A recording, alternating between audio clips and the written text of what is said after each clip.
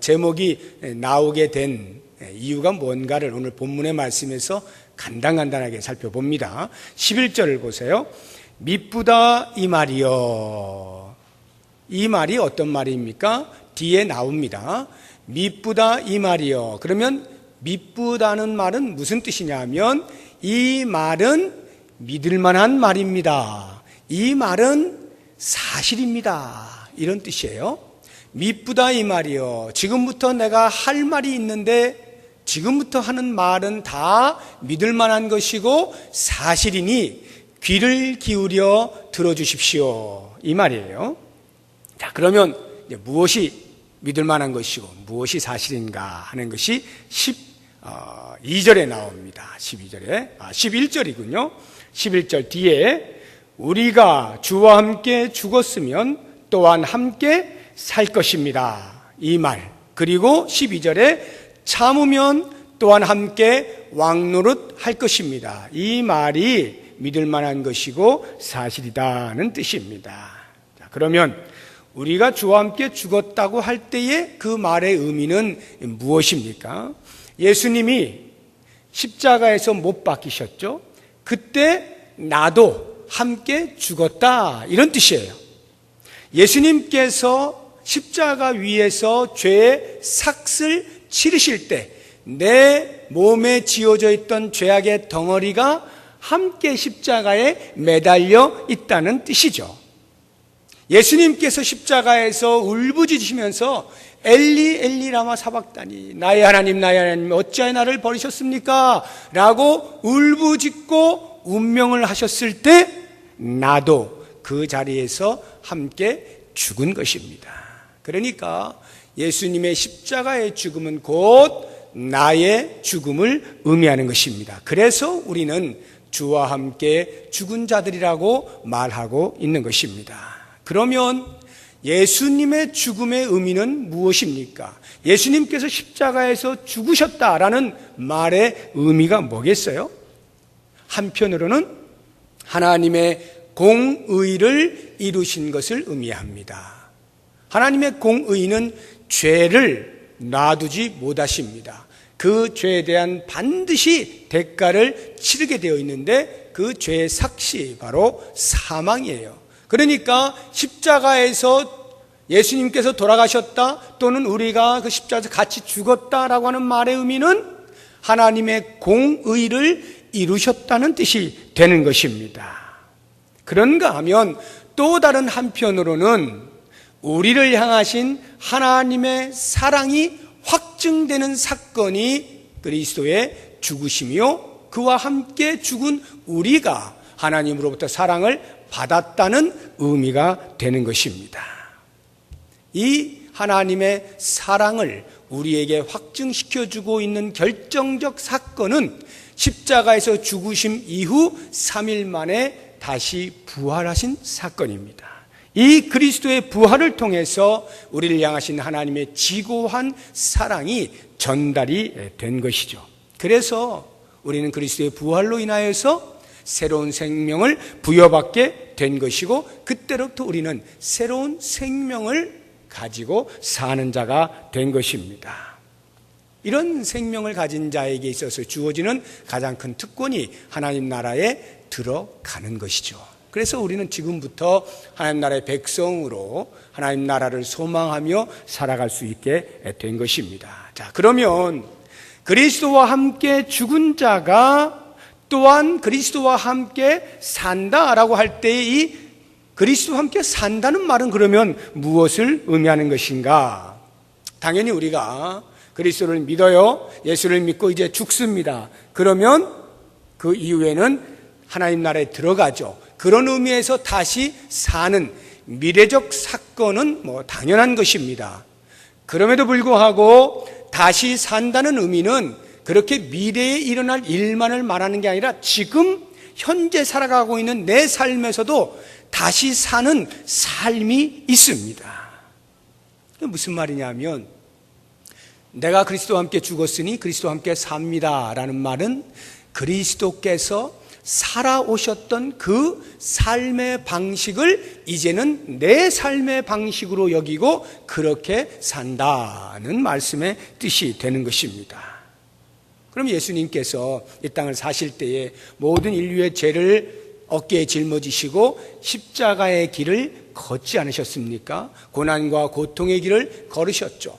그런 것처럼 나도 이제는 그리스도의 십자가를 따라 나를 부인하고 내게 지워진 나의 십자가를 지고 그리스도의 삶을 본받아 사는 것, 이것이 그리스도와 함께 산다는 말의 의미가 되는 것입니다. 그렇다면 이제 내가 지고 가야 하는 십자가의 의미는 또 무엇이냐, 이렇게 볼 때 내가 죽은 자예요. 그래서 나에게 십자가가 주어져서 그 십자가를 내가 지면 이제 내 모든 죄가 사해지고 다시 살게 된다, 이런 의미에서 십자가를 지는 게 아닙니다. 내가 지금부터 십자가를 지는 것은 죽은 자에게 주어진 십자가를 지고 가는 게 아니라 그리스도의 십자가에서 내 죄가 죽고 그리스도의 부활과 함께 다시 산 자가 되어서 산 자로서 죽음의 길을 가는 것, 이것이 자기 십자가를 지고 간다는 말의 의미예요.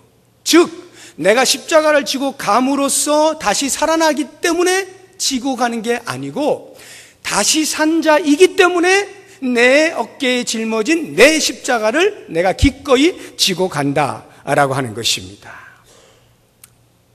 예수님 안에서 새로 태어난 자의 삶의 방식이 바로 죽음의 길, 십자가의 길이다라는 말이에요.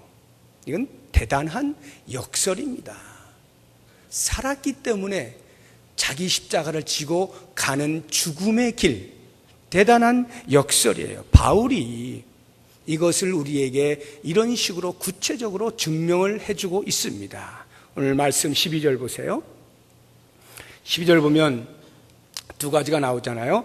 참으면 또한 함께 왕노릇한다는 말과 우리가 주를 부인하면 주도 우리를 부인하신다는 이 두 가지 말을 가만히 생각해 보시면 전자의 말씀은 참으면이라고 하는 것은 그리스도와 함께 죽고 그리스도와 함께 산 자에게 지금 주어지는 말씀이에요.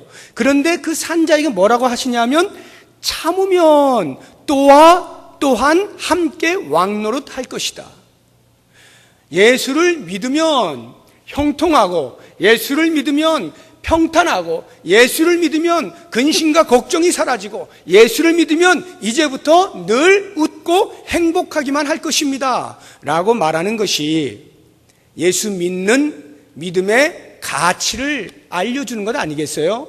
그런데 바울은 그렇게 말하지 않는 거예요. 예수를 믿어서 새 생명을 얻었다는 거예요. 그런데 그 새 생명 얻은 자에게 요청하는 게 뭐냐 하면 참으라는 거거든요. 뭘 참으라는 거예요? 예수 믿는 것 때문에 당하게 되어질 고통이 있음을 말해주는 거 아닙니까? 예수 믿는 것 때문에 믿지 않았을 때는 경험할 수 없었던 어려운 문제들 우리에게 다가올 수 있음을 말해주는 거예요. 그때에 참으라는 거예요. 그 참는 것이 곧 자기 십자가를 지는 죽음의 길을 걷는 것이죠.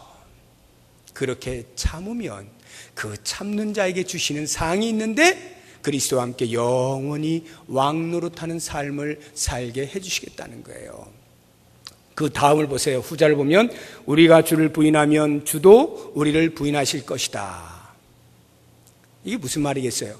우리가 주를 부인하면 주도 우리를 부인한대요. 지금 예수 믿는 사람에게 하는 말이에요. 예수 믿는 사람에게 주를 부인할 수 있는 가능성이 있다 없다? 있다는 거예요. 좀 깜짝 놀라실 일이죠.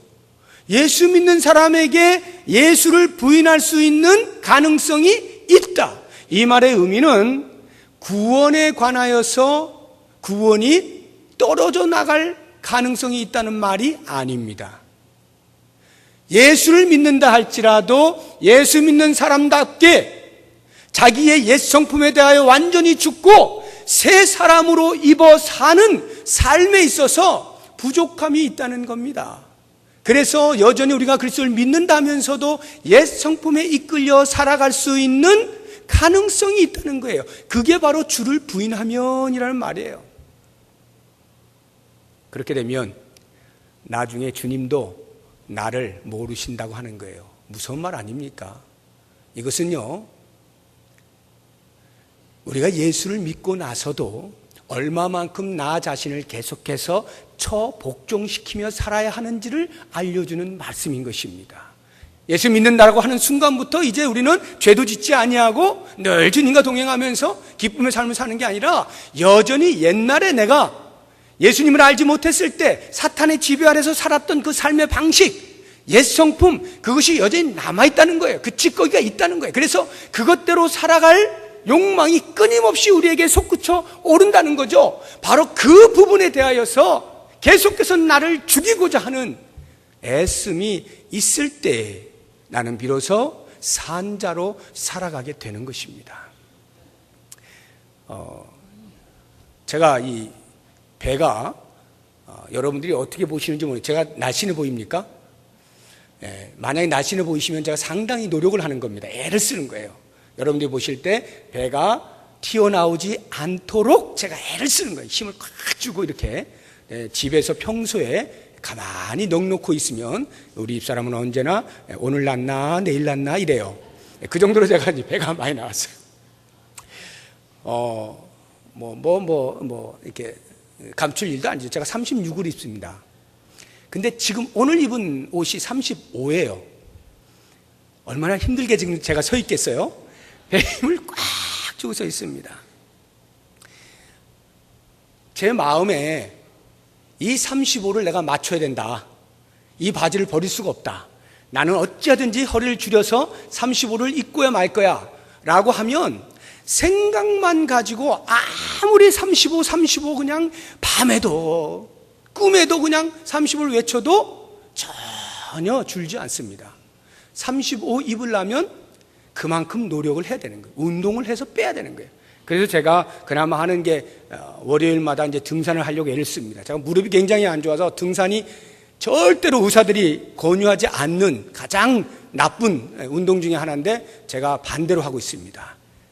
오히려 그걸 극복을 해보려고 해요. 무릎이 깨지든 일단 배부터 내가 빼고 본다. 그리고 이제 하고 있는데요. 뭐 그것만 갖고 되겠습니까? 그래서 평일에도 어떻게든지 해보려고 지금 무더한 애를 쓰고 있어요.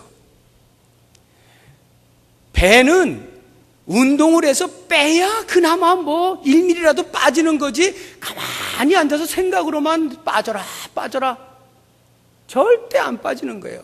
우리의 옛 성품이요, 가만히 앉아서 예수 내가 믿고 있다라고 해서 옛 성품 이제 나는 그것대로 안 살 거야, 나는 이제 예수님 따라 살지, 아무리 묵상하고 해보세요. 절대 안 됩니다. 말씀을 듣고 그 말씀에 따라서 살려고 하는 애씀과 살으려고 할 때에 다가오는 고통과 어려움, 부대낌, 어색함, 이런 것들을 계속 극복을 하면서 조금씩 나아갈 때 비로소 우리의 옛 성품이 사라지게 되는 것이고 새로운 사람으로 거듭난 모습이 점점 드러나게 되는 거거든요.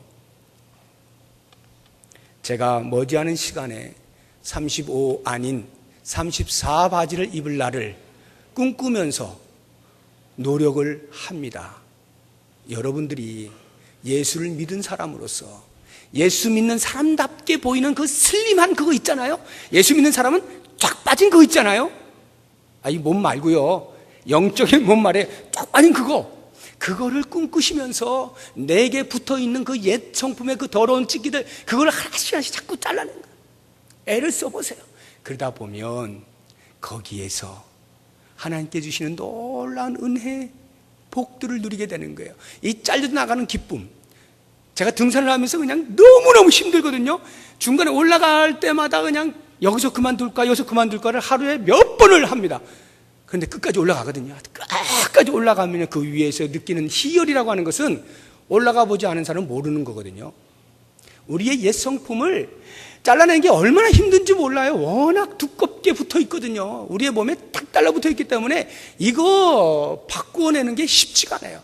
그러나 어찌하든지 계속해서 잘라내고 또 잘라내고 애를 쓰다 보면 언젠가 싹 슬림해지는 때가 옵니다. 그때 정말 그 날아가는 기쁨, 이것이 산자의 기쁨이거든요.